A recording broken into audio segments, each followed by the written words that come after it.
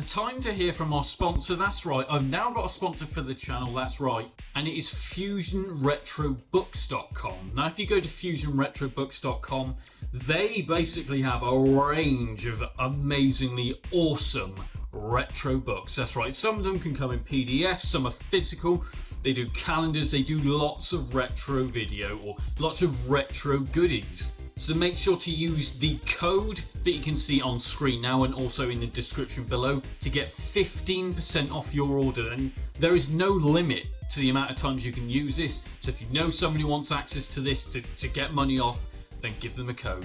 Thanks for supporting the channel. What is up everyone, my name's Al from Games Rip. Today we take a look at the amazing Golden Axe Legends.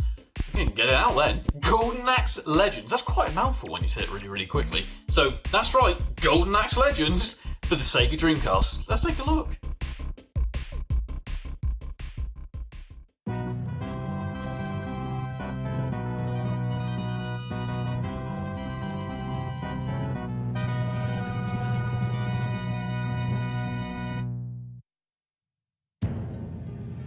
What I'll do right now is, as you can clearly see, this is Golden Axe Legends for the Sega Dreamcast, but I'm going to shut my mouth a sec whilst we check out what the story's actually about.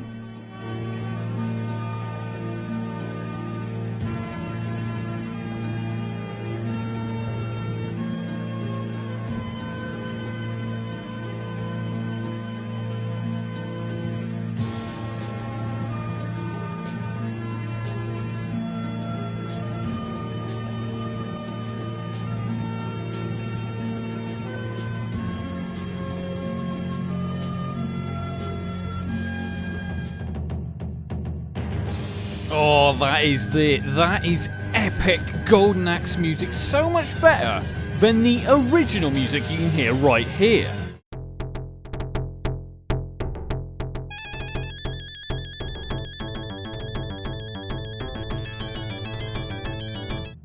Yeah, as I said, it doesn't quite have that same ring to it, does it? But, you know, the original version was essentially a ported down version of the arcade version on the Sega Mega Drive or Genesis, depending where you're coming from. Now as you can see, there are 3 different modes in this game, but obviously we're going to play the arcade version, and we're going to start with the, is he called an elf? Is he an orc? What, you know, let's just call him a guy with a Viking hat and a kick axe. I'm pretty sure that's all we really have to call him.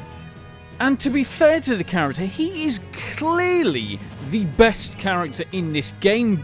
You know, hands down, you play any Golden Axe game, that character is the best character, which you will later on go to see.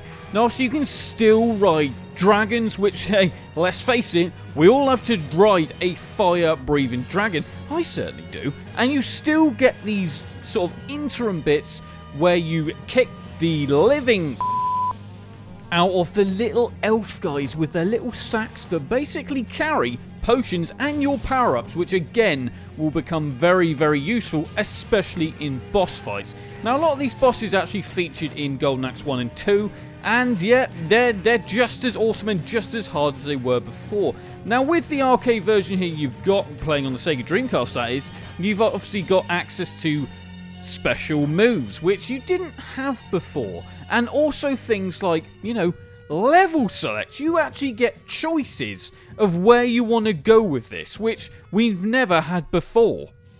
Oh, by the way, quick disclaimer, this is not an arcade game. This is a Beat to Rage game. I don't know why I said arcade game, because it just clearly isn't. Now, this level here, I've got to be honest, I think is the worst level in the entire game. And that is mainly because it's so damn hard for the point of being hard. Why did there have to be green flames in it that if you touch, you set on fire? I don't like that level of difficulty. This game's already hard enough, let alone having to avoid damn green flames. It's something I really don't like. And, you know, at the end of the day, it's something that really shouldn't exist. Now, what we've got here again is me using power-ups. Now, each character has its own power-ups. Its set of, you know, high energy attacks, which obviously you have to collect the little blue potions along the way to actually access. This is another level right here I didn't really like too much. Don't get me wrong, I quite like the colour palette on this one, but for me, again, one of the sort of just okay levels. It's not great. This guy, though, was incredibly hard, and as you can see, really was not very easy to beat with this character. I don't like this character. I think the range on the weapon is just too short, and it just doesn't feel as powerful as, you know, the little Viking guy, we'll call him. The gnome guy with an axe, that's what I call him. Always have done, even when I was young. Now what we're seeing here is pretty much one of the levels close to the end where, as you see in House of the Dead, if you're a House of the Dead fan, the bit where you've done all the bosses and now you're going through a level to then go through all the bosses in turn.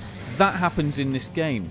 Now what I'd advise right here is basically get this guy into a corner and just beat the living out of him, because that's the only way you're going to beat him. Anyway, I've been Al from Games Re-Up. I've loved this game. I hope you do too. Like, comment and subscribe, and I'll see you all soon.